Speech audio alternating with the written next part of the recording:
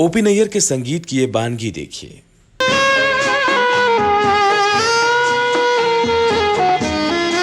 दुनिया उनके ऐसे ही संगीत की दीवानी है। आप एक बार फिर देखिए। है सजदे के काबिल हर वो दीवाना कि जो बन गया हो तस्वीर जाना। फिल्म मुजरिम के पोस्टर में ना तो हीरो की तस्वीर थी ना हीरोइन की। पोस्टर पर सिर्फ संगीतकार ओपी नैयर की तस्वीर थी।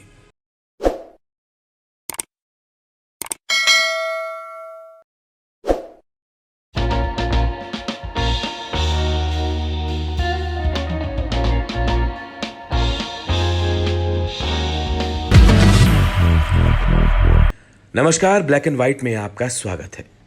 दोस्तों, इस एपिसोड में हम एक बार फिर बात करेंगे संगीत के जादूगर ओपी नैयर की, उसी ओमकार प्रसाद नैयर की जिनका संगीत लोगों के सिर चढ़कर बोलता है। हम भी अकेले तुम भी अकेले कहते हैं तुमसे हाँ, तुम भी चलोगे हाथ मलोगे रूठ के हमसे हाँ। दोस्तों, ओपी नैयर विभाजन के वक्त लाहौर से पहले पंजाब आए और पंजाब से तब की बंबई। ये बात थी 50 के दशक के शुरुआत की, जब नौशाद, शंकर जयकिशन, रोशन, मदन मोहन, एसडी बर्मन जैसे दिग्गज संगीतकार बंबई फिल्म इंडस्ट्री में अपने पैर जमाने की पुरजोर कोशिश कर रहे थे।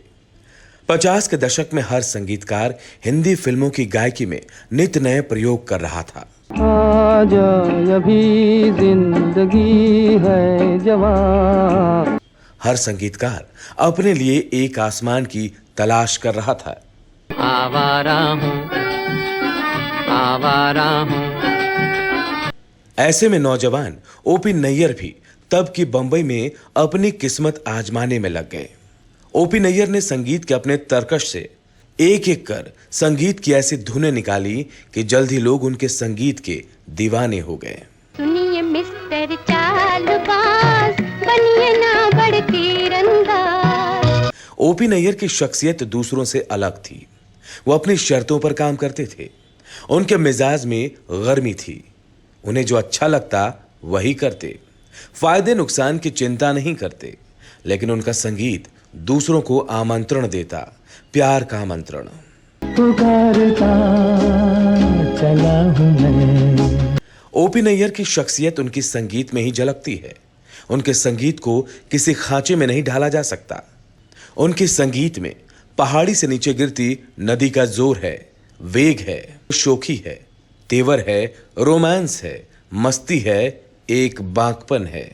ये चांद सा रोशन चेहरा, जुल्फों का रंग सुनहरा, ये झील सी नीली आंखें। देखो कसम से कहते हैं तुमसे हाँ, तुम भी चलोगे हाथ मलोगे रूठ के हमसे हाँ। दोस्तों, 50 के दशक में ओपी नैयर के संगीत का जादू लोगों के सिर पर चढ़कर बोल रहा था। हर ओर उनका ही जलवा था।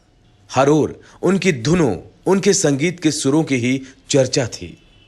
ऐसे में 1958 में एक फिल्म आई। फिल्म का नाम था मुजरिम।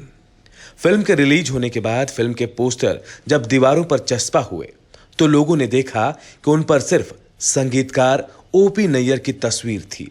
इस फिल्म के डायरेक्टर ओपी रल्हन थे, लेकिन पोस्टर पर उनका पूरा नाम नहीं छपा था, सिर्फ रल्हन छपा था। इसके साथ ओपी नहीं लगा था। पोस्टर पर ना तो हीरो की तस्वीर थी, ना ही हीरोइन की। बाद में पता लगा कि फिल्म के डायरेक्टर का नाम ओपी रल्हन था और फिल्म के संगीतकार का नाम ओपी नैयर। दोनों के नाम ओपी से शुरू होते थे। ऐसे में फिल्म के पोस्टर में अगर 2 ओपी होते तो दर्शक थोड़े कंफ्यूज हो सकते थे। इसलिए तय यह हुआ कि फिल्म के पोस्टर पर ओपी नैयर का पूरा नाम जाएगा, बजाय फिल्म के निर्देशक ओपी रल्हन की। दोस्तों, संगीतकार ओपी नैयर की लोकप्रियता का आलम यह था कि जनता लोकप्रिय हीरो हीरोइन की तरह ओपी नैयर को भी पहचानने लगी थी। यही वजह है कि फिल्म मुजरिम के पोस्टर पर संगीतकार ओपी नैयर की तस्वीर छाप दी गई थी। गुरुदत्त ने एक बार ओपी नैयर के बारे में कहा था, नैयर गीतों को संगीत में तब्दील कर देता है और सीधे दिल में घर कर जाने वाली भावनाओं को अपनी धुनों में समा लेता है। हाय बहकी बहकी चाल चाल, हाय लचके जैसे डाल, ओ तेरा क्या कहना। उस दौर में ओपी नैयर के संगीत की इतनी धूम मचती थी कि उनके फिल्मों के हीरो हीरोइन को लोग भूल जाते, लेकिन उन्हें यह याद रहता कि इस फिल्म में ओपी नैयर का संगीत है। ऐसी फिल्मों के गाने लोगों की जुबान पर चढ़ जाते। मेरी नजरों की तरफ देख, जमाने पे न जा। दोस्तों, ओपी नैयर के संगीत में इतनी कशिश होती कि उनके गाने किसी लोकप्रिय और मशहूर नायकों का मुंह नहीं जोहती।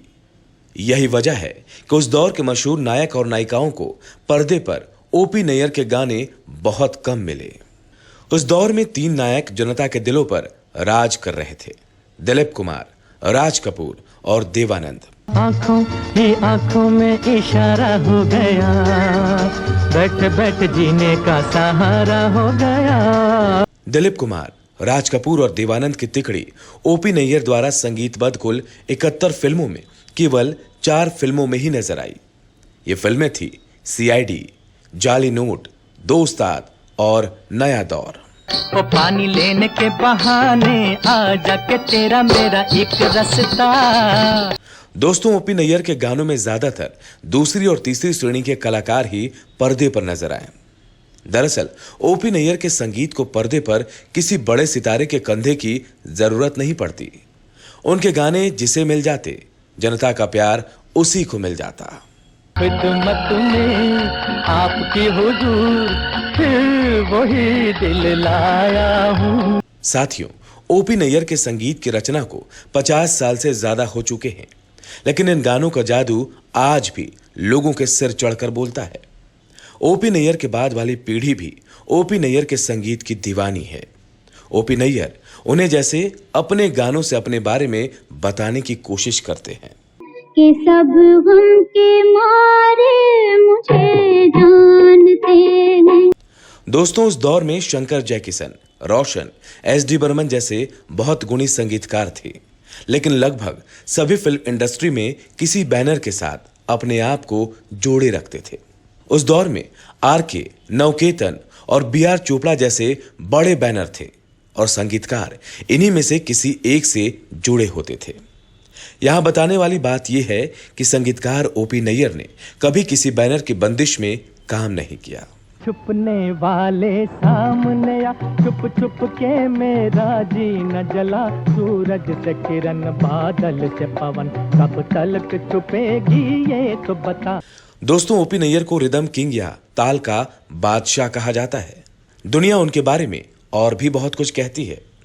ओपी नैयर को कठोर मिजाज और कड़वा शख्स कहा जाता है, लेकिन सच तो यह है कि उसी शख्स ने मधुरता और मिठास में सराबोर कई कालजयी गीत इस दुनिया को दिए। दुनिया को प्यार और मोहब्बत का संदेश दिया। खुद ओपी नैयर ने भी किसी से इश्क किया, मोहब्बत की और फिर इसका अंजाम भी देखा। वक्त इंसान पे ऐसा भी कभी आता है। इस एपिसोड में आज इतना ही। अगले एपिसोड में आपसे फिर होगी मुलाकात। तब तक के लिए हमें दीजिए इजाजत। नमस्कार।